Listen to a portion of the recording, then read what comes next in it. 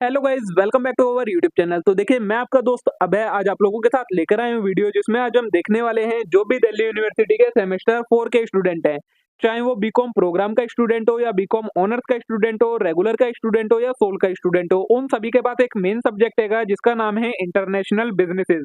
तो मैं आज आप लोगों के साथ लेकर आया हूँ वीडियो, जिसमें आज मैं आपको बताने वाला हूँ कि अब हम शुरू करने वाले हैं आपका ये सब्जेक्ट, जिसके अंदर मैं आपको ये पांचों इसकी जो पांचों यूनिट है, 5 यूनिट आ रही है आपके सिलेबस में दिल्ली यूनिवर्सिटी के। तो उन पांचों यूनिट को कवर करवाने वाला हूँ एक एक करके वीडियोस के पार्ट में, जिसके अंदर मैं आपको इन पांचों यूनिट में से जो जो कंटेंट आपके दिल्ली यूनिवर्सिटी के सिलेबस में दिया गया है वो सारी चीजें काफी डिटेल में कवर करवाने वाला हूँ, समझाने वाला हूँ। सारी चीजें आपको कवर हो जाएंगी जितनी आपके एग्जाम के लिए रिलेवेंट है।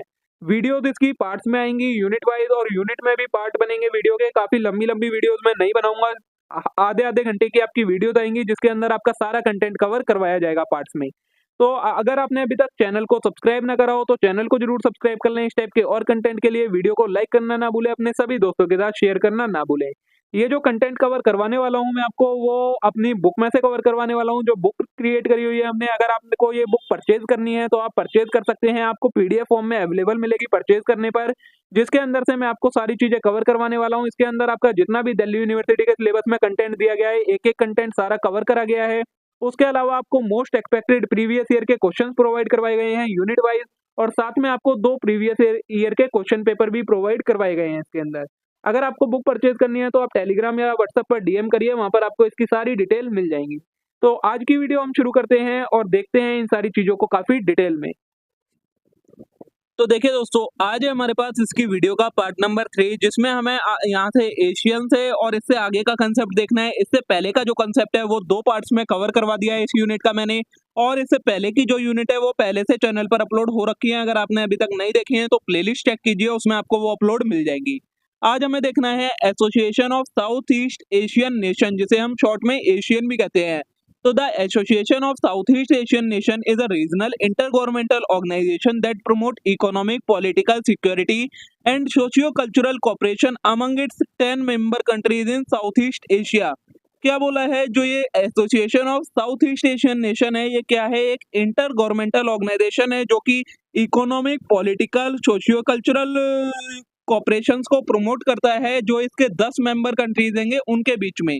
Asian was established on August 8, 1967 with the signing of Asian Declaration known as Bangkok Declaration in Bangkok, Thailand। जो एशियन है वो कहाँ स्टेबलाइज हुआ था? कब स्टेबलाइज हुआ था? अगस्त 8, 1967 में स्टेबलाइज हुआ था।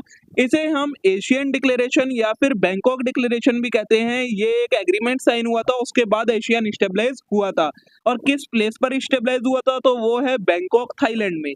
The member countries of ASEAN include Brunei Darussalam, Cambodia, Indonesia, Laos, Malaysia, Myanmar, the Philippines, Singapore, Thailand and Vietnam। ये 10 कंट्रीज एशियन ऑर्गेनाइजेशन का पार्ट हैं। ऑब्जेक्टिव क्या है एशियन का? तो सेम, सभी के जैसा सेम ऑब्जेक्टिव है, promoting regional peace and stability. तो ASEAN aim to promote peace and stability in the region through dialogue, confidence building measures, conflict prevention and resolution. वही एम है इसका भी, जो इसकी मेंबर कंट्रीज देंगी उनके बीच में पीस एंड स्टेबिलिटी स्टेबलाइज करना, प्रमोट करना। इनहांसिंग इकोनॉमिक कॉपरेशन, तो ASEAN seeks to enhance economic cooperation and integration among member countries through initiatives such as ASEAN free trade area, the ASEAN economic community and the regional comprehensive economic partnership. Second objective क्या है इसका? जो economic cooperation है, मतलब जो इन countries की economies हैं उनके बीच में कॉपरेशन और इंटीग्रेशन करना, किसके थ्रू?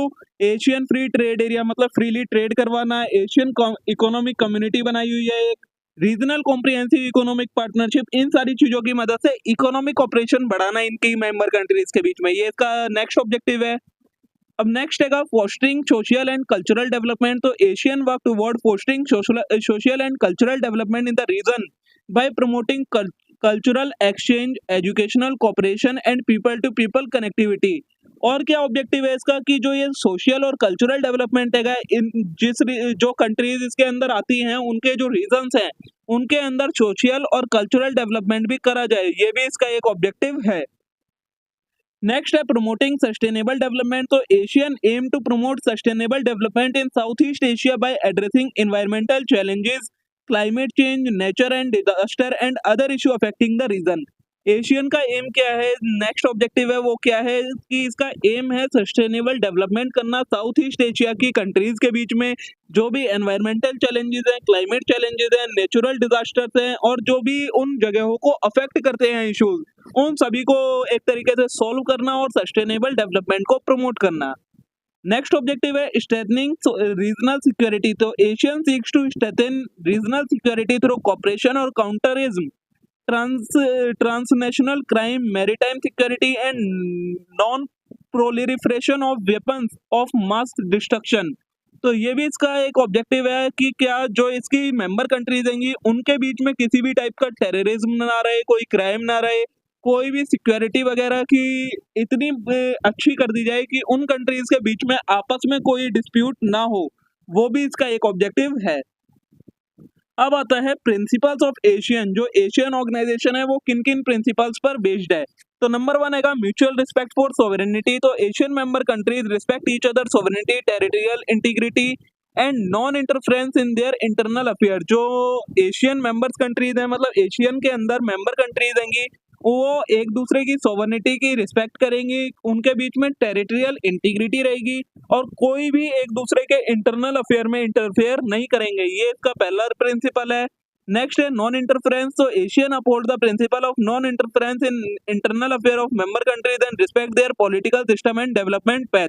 वही नॉन इंटरफेरेंस क्या है कि कोई भी कंट्री दूसरी कंट्री के इंटरनल अफेयर्स में इंटरफेयर नहीं करेगी और उनका जो पॉलिटिकल सिस्टम है और डेवलपमेंट का तरीका है उसकी रिस्पेक्ट करेगी। नेक्स्ट है पीसफुल सेटलमेंट ऑफ डिस्प्यूट। तो ASEAN promote the peaceful settlement of dispute through dialogue, negotiation and other peaceful means in accordance with international law. अगर मेंबर कंट्रीज के बीच में कोई भी डिस्प्यूट होता है तो उसे पीसफुल तरीके से सॉल्व करने का एक प्रिंसिपल भी एशियन कंट्रीज का, एशियन का ऑर्गेनाइजेशन का है कि उनकी जो मेंबर कंट्रीज होंगी उनके बीच में अगर कोई डिस्प्यूट होता है तो उसे पीसफुल तरीके से सॉल्व करा जाएगा। नेक्स्ट है कॉपरेशन एंड कॉन्सेंसनेस। तो ASEAN operate on basis of cooperation and consensus building among member countries to address common challenges and advance shared goals. Cooperation और कॉन्सेंसनेस का एक प्रिंसिपल है। इसके अकॉर्डिंग क्या है, जो भी मेंबर कंट्री देंगे उनके जो भी चैलेंजेस देंगे उन्हें एड्रेस करा जाएगा और उनके गोल्स जो भी हैं वो आपस में सभी को बताए जाएंगे ताकि वो उन्हें अचीव करने में उनकी मदद कर सकें। नेक्स्ट है ओपन रीजनलिज्म। तो ASEAN practice open regionalism by engaging the external partner and organisation to promote economic cooperation, trade liberalisation and regional integration. ASEAN का और क्या प्रिंसिपल है कि ये ओपन रीजनलिज्म रखेगा। किस तरीके से जो भी इनके एक्सटर्नल पार्टनर्स होंगे उनके साथ एंगेज होकर ऑर्गेनाइजेशन को क्या क्या चीजें प्रमोट करेगी, इकोनॉमिक कोऑपरेशन, ट्रेड लिबरलाइजेशन और रीजनल इंटीग्रेशन। मतलब बाहर वाली जो कंट्रीज हैं जो इसकी मेंबर कंट्रीज नहीं है उन सभी के साथ भी एक तरीके से कनेक्शन अच्छे बनाए जाएंगे इसके थ्रू। ये था आपका एशियन का सारा कंसेप्ट। अब नेक्स्ट है आपका United State Mexico and Canada agreement, जिसे हम ओसम का भी बोलते हैं, यूएसएमसीए।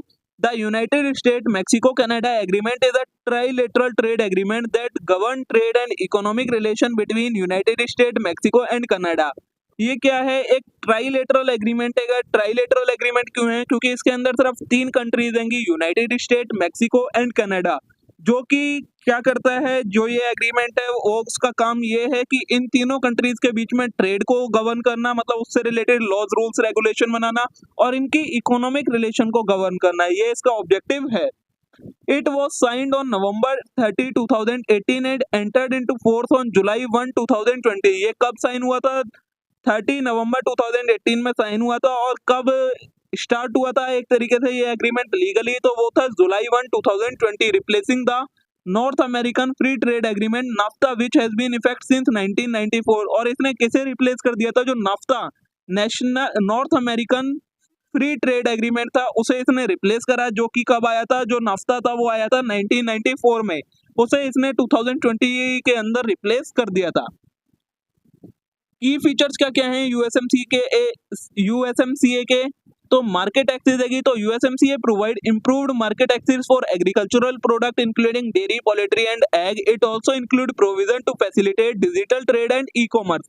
मार्केट एक्सेस क्या है? जो यूएसएमसीए है वो मार्केट एक्सेस प्रोवाइड करवाता है किन किन चीजों के लिए? एग्रीकल्चरल प्रोडक्ट के लिए, डेयरी के लिए, पोल्ट्री के लिए और एग्स वगैरह के लिए। और डिजिटल ट्रेड और ई कॉमर्स को भी प्रमोट करता है, उनके लिए प्रोविजन प्रोवाइड करवाता है। नेक्स्ट है लेबर स्टैंडर्ड। तो USMCA include provision to strengthen labour standard and protection including requirement for minimum wages, workplace safety and the right to collective bargaining. और क्या बोला है कि जो ये यूएसएमसीए है वो लेबर स्टैंडर्ड को भी मेंटेन करके रखता है। लेबर स्टैंडर्ड को मेंटेन करने में क्या क्या चीजें देखता है कि मिनिमम वेजेस है वो उसका जो भी ये मिनिमम वेजेस का एक लॉ है उसको फॉलो करा जाए, वर्क प्लेस की सेफ्टी रखी जाए, राइट टू कलेक्टिव बार्गेनिंग का राइट दिया जाए, ये सारी चीजें भी इसका एक फीचर है।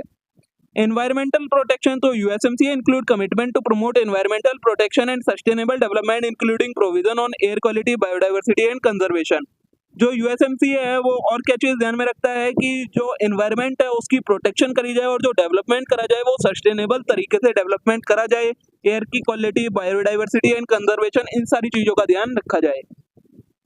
नेक्स्ट है इंटेलेक्चुअल प्रॉपर्टी राइट। तो USMCA strengthen intellectual property right protection including patent, trademark, copyright and trade secret. जो यूएसएमसीए है वो और किन किन चीजों का ध्यान रखता है कि जो भी इंटेलेक्चुअल प्रॉपर्टी राइट होते हैं उनकी प्रोटेक्शन करी जाए, जैसे पेटेंट हो गया, ट्रेडमार्क हो गया, कॉपीराइट, ट्रेड सीक्रेट, इन सारी चीजों का भी ध्यान रखा जाए। नेक्स्ट है डिस्प्यूट रिजोल्यूशन मैकेनिज्म। तो USMCA include a dispute resolution mechanism to address dispute between the member countries relating to interpretation और इम्प्लीमेंटेशन ऑफ द एग्रीमेंट। जो इसकी मेंबर कंट्रीज होंगी उनके बीच में कोई भी डिस्प्यूट होता है तो उसे रिजॉल्व करा जाएगा, उसके लिए एक मैकेनिज्म बना रखा है जिसके अंदर उनके डिस्प्यूट को इंटरप्रेट करा जाएगा और उनके एग्रीमेंट के तरीके से उनका सॉल्यूशन करा जाएगा।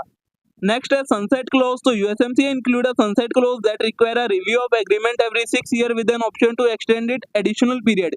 क्या बोला है यूएसएमसीए के अंदर एक सनसेट क्लॉज है जिसके अकॉर्डिंग क्या होता है हर 6 साल के अंदर इसके एग्रीमेंट को रिव्यू करा जाता है और अगर उसमें कुछ और चीज ऐड करनी होती है तो उसे ऐड कर दिया जाता है। ठीक है, ये था आपका यूएसएमसीए के बारे में पूरा कंसेप्ट। यहाँ पर आपका ये सारे जितनी भी ऑर्गेनाइजेशन थी ये रीजनल इंटीग्रेशन के तरीके थे, उनके जो एग्जाम्पल थे जो भी आपके सिलेबस में थे वो सारे मैंने आपको कवर करवा दिए। अब है आपका cost of regional economic integration. Regional economic integration करने में क्या क्या नुकसान होता है। तो नंबर 1 है लॉस ऑफ सॉवरेनिटी। तो countries may have to give up some degree of sovereignty by agreeing to common trade policy, regulation and institution. जो कंट्रीज होती हैं उन्हें उनकी जो सॉवरेनिटी होती है उसका लॉस होता है क्योंकि उन्हें कॉमन ट्रेड की पॉलिसीज को, रेगुलेशंस को और इंस्टीट्यूशंस को फॉलो करना होता है। नेक्स्ट है ट्रेड डाइवर्जन। तो regional economic integration may lead to trade diversion where member countries start trading more with each other at the expense of non member countries, potentially leading to inefficiencies. Trade diversion होता है क्योंकि क्या होता है regional integration के अंदर जो member countries होती हैं उनके साथ ज्यादा ट्रेड करना होता है और जो नॉन मेंबर कंट्रीज होती हैं उनके साथ आपको इतना ट्रेड नहीं करना होता है, जिसकी वजह से क्या होता है कई बार इनएफिशिएंसी बढ़ जाती है। नेक्स्ट है एडजस्टमेंट कॉस्ट। तो industries that are not competitive within the regional bloc may face challenges, they have to compete with more efficient producer from other member countries। क्या बोला है ऐसी इंडस्ट्री जो कि कॉम्पिटिटिव नहीं है वो इसके अंदर चैलेंज फेस करती हैं क्योंकि उन्हें और कंपटीशन करना होता है एक एफिशिएंट प्रोड्यूसर जो कि दूसरी मेंबर कंट्री देंगी उनके अंदर अगर कोई उसी चीज का एफिशिएंट प्रोड्यूसर है तो फिर उसके साथ उनका डायरेक्ट कंपटीशन हो जाता है। नेक्स्ट है पॉलिटिकल चैलेंज। तो regional economic integration can politically challenging as countries need to align their policy and regulation which can be difficult due to differing political ideology and priorities.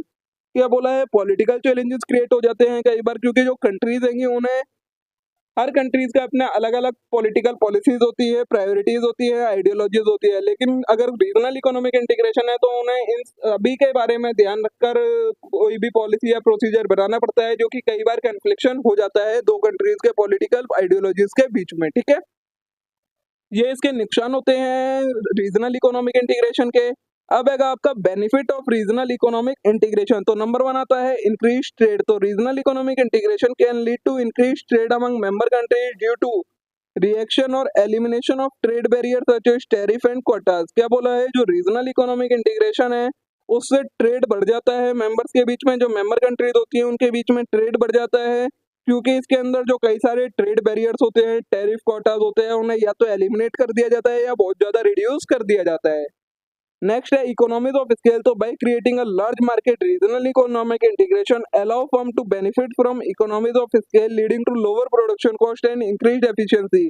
क्या बोला है, regional economic integration के अंदर जो member countries देंगी वो एक large market create कर लेती हैं, जिसकी वजह से फर्म को इकोनॉमीज ऑफ स्केल का बेनिफिट होता है, जिसमें प्रोडक्शन कॉस्ट कम हो जाती है और एफिशिएंसी बढ़ जाती है। ठीक है, नेक्स्ट है एनहांस्ड इन्वेस्टमेंट। तो regional economic integration can attract more foreign direct investment as company seeks to take advantage of larger market and business friendly environment created by integration. क्या बोला है, जो ये रीजनल इकोनॉमिक इंटीग्रेशन होते हैं ये ज्यादा एफडीआईज को क्या करते हैं, एक तरीके से अट्रैक्ट करते हैं, क्योंकि इसके अंदर जो कंट्रीज होती हैं वो क्या करती हैं, कई सारी अच्छी कंट्रीज होती हैं जिनका जो फ्रेंडली एनवायरनमेंट होता है, तो बाहर की जो कंपनीज होती हैं या इंडिविजुअल्स होते हैं वो इनके अंदर इन्वेस्ट करने से डरते नहीं है, किसी भी टाइप का उन्हें रिस्क बहुत ज्यादा कम होता है। नेक्स्ट है जॉब क्रिएशन।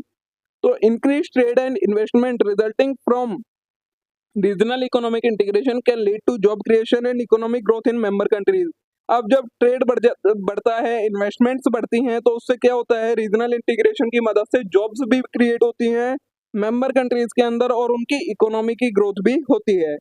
नेक्स्ट है इनहांस्ड कॉम्पिटिटिवनेस। तो regional economic integration can help member country become more competitive globally by fostering innovation, technology transfer and specialisation in different industries. क्या बोला है, रीजनल इकोनॉमिक इंटीग्रेशन है वो मेंबर कंट्रीज की help करते हैं ग्लोबली कॉम्पिटिट करने के लिए। किसकी मदद से, वो उनको अच्छी इनोवेशन प्रोवाइड करवाते हैं आपस में, एक दूसरी मेंबर कंट्रीज एक दूसरे को, टेक्नोलॉजी ट्रांसफर होती है, स्पेशलाइजेशन आता है डिफरेंट डिफरेंट इंडस्ट्रीज का, और वो सारी कंट्रीज जो मेंबर कंट्रीज हैं वो ग्लोबली कॉम्पिटिट कर पाती हैं। नेक्स्ट है पॉलिटिकल स्टेबिलिटी। तो closer economic ties through regional economic integration can promote political stability and cooperation among member countries, reducing the likelihood of conflict. क्या होता है, रीजनल इकोनॉमिक इंटीग्रेशन की मदद से जो पॉलिटिकल स्टेबिलिटी होती है वो भी आ जाती है कंट्रीज के बीच में, जो पॉलिटिकल रिलेशन होते हैं कंट्रीज के वो भी सुधर जाते हैं। तो ये थे आपके benefit of regional economic integration and disadvantages of regional economic integration. और इसी के साथ आपकी जो ये यूनिट है, यहाँ पर ये यूनिट खत्म हो जाती है। इतना ही कंटेंट आपके सिलेबस में दिया गया था जो आपको कवर करना था। होप सो आप सभी को वीडियोस पसंद आई होंगी। अगर वीडियो अच्छी लगी हो तो वीडियो को लाइक करना ना भूले, चैनल को जरूर सब्सक्राइब कर लें इस टाइप के और कंटेंट के लिए। अब हम मिलते हैं नेक्स्ट वीडियो में न्यू कंटेंट के साथ। Thank you.